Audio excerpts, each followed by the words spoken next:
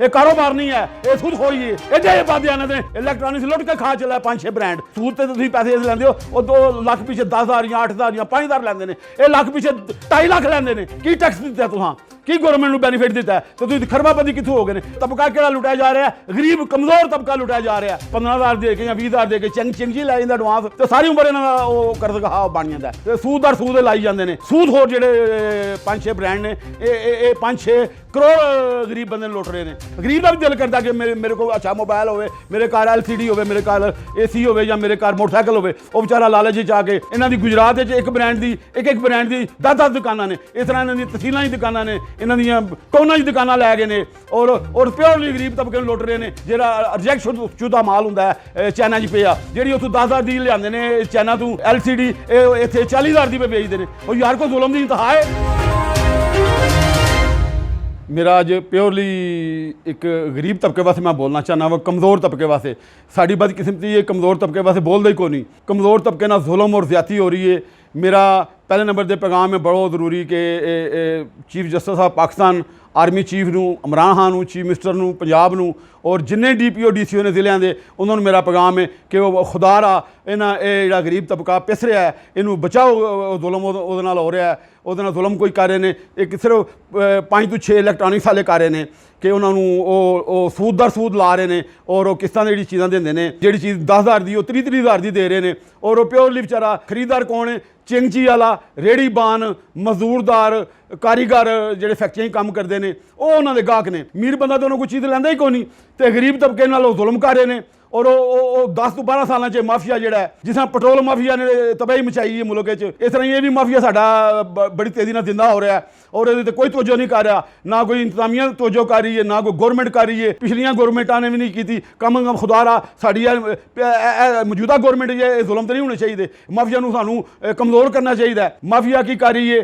ਕਿ ਇੱਕ ਚਿੰਗਚੀ ਵਾਲਾ ਵਿਚਾਰਾ ਆਪਣੇ ਬੱਚਿਆਂ ਦੀ ਰੋਜ਼ੀ ਵਾਸਤੇ ਚਿੰਗਚੀ ਕਿਸ਼ਤਾਂ 'ਤੇ ਲੈਂਦਾ ਹੈ, ਠੀਕ ਹੈ ਜੀ। ਲੇਕਿਨ ਉਹਦੀ ਬਦਕਿਸਮਤੀ ਕਿ ਸਾਰੀ ਉਮਰ ਉਹ ਇਹਨਾਂ ਦਾ ਮੁਲਾਜ਼ਮ ਬਣ ਜਾਂਦਾ ਬਗੈਰ ਤਨਖਾਹ ਤੋਂ, ਕਿਉਂਕਿ ਉਹ ਇੱਕ ਚਿੰਗਚੀ ਲੱਖ ਰੁਪਏ ਦੀ ਹੁੰਦੀ, ਉਹ 2.5 ਲੱਖ ਦੀ ਦੇ ਰਹੇ ਨੇ, 2.25 ਲੱਖ ਦੀ ਦੇ ਰਹੇ ਨੇ। ਉਹ ਸਾਰੀ ਉਮਰ ਕਮਾ ਕੇ ਇਹਨਾਂ ਨੂੰ ਦੇ ਰਿਹਾ ਹੁੰਦਾ ਔਰ ਫਿਰ ਡੰਡੇ ਮਾਰਦੇ ਨੇ ਲੋਕਾਂ ਦੇ ਘਰਾਂ 'ਚ ਜਾ ਕੇ, ਬਦਮਾਸ਼ੀ ਸ਼ੁਰੂ ਕਰ ਦਿੰਦੇ ਨੇ ਜਾ ਕੇ ਪੈਸੇ ਆਪਣੇ ਵਸੂਲ ਕਰਨ ਵਾਸਤੇ। ਸੂਦਦਾਰ ਸੂਦ ਕਿਸ ਕਾਨੂੰਨ ਹੀ ਲਿਖਿਆ ਕਿ 100% ਸੂਦ ਹੋਵੇ? ਕਿਸ਼ਤਾਂ ਦੇ ਦੇਣਾ ਵੀ ਚੀਜ਼ ਤੇ ਬੈਂਕ ਦੇ ਹਿਸਾਬ ਨਾਲ ਦੇਣ।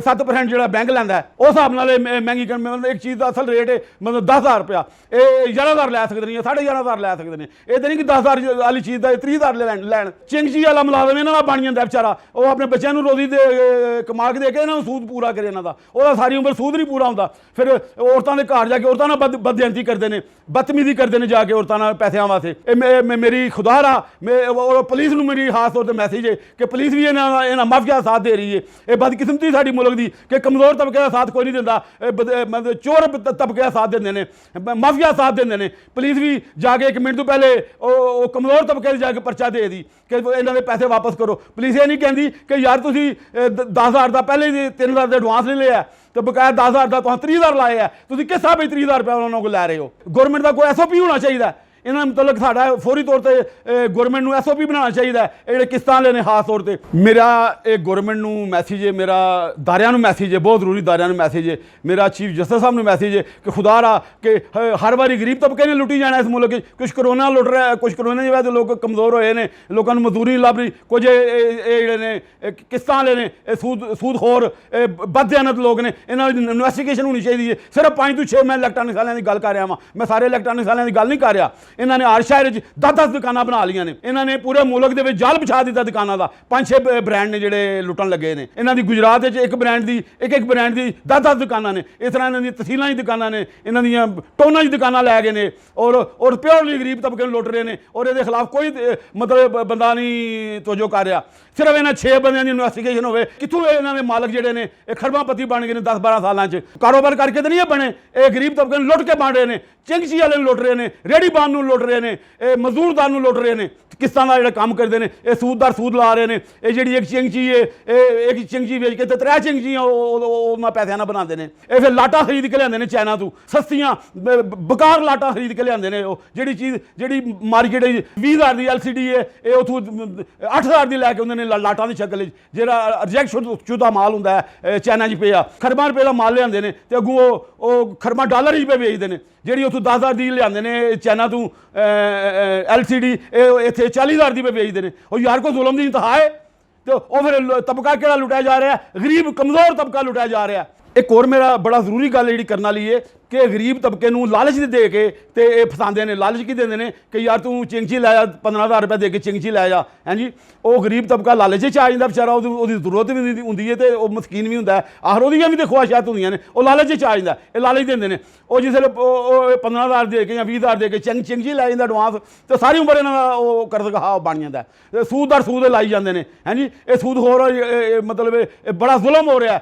ਮੈਂ ਸਮਝਦਾ ਵਾਂ ਇਹ ਸਭ ਤੋਂ ਵੱਡਾ ਜ਼ੁਲਮ ਹੋ ਰਿਹਾ ਜਿਹਦੇ ਵੱਲ ਤਵੱਜੋ ਨਹੀਂ ਕੋਈ ਵੀ ਨਹੀਂ ਕਰ ਰਿਹਾ।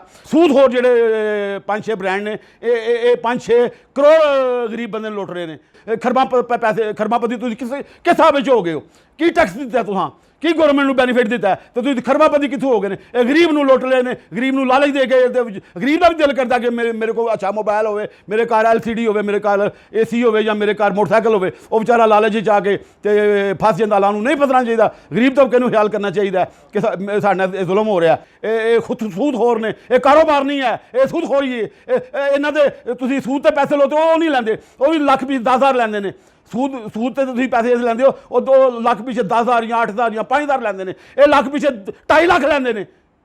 ਐਡੇ ਵਾਧੇ ਇਹਨਾਂ ਦੇ। ਇਹਨਾਂ ਦਾ ਮਾਸਪਾ ਹੋਣਾ ਚਾਹੀਦਾ, ਇਹਨਾਂ ਦਾ ਇਤਸਾਬ ਹੋਣਾ ਚਾਹੀਦਾ। ਇਹ ਬਹੁਤ ਜ਼ਰੂਰੀ ਗੱਲ ਹੈ। ਇਲੈਕਟ੍ਰੋਨਿਕਸ ਲੁੱਟ ਕੇ ਖਾ ਚਲਾ 5-6 ਬ੍ਰਾਂਡ, ਸਿਰਫ 5-6 ਬ੍ਰਾਂਡਾਂ ਦੀ ਗੱਲ ਹੋ ਰਹੀ ਹੈ।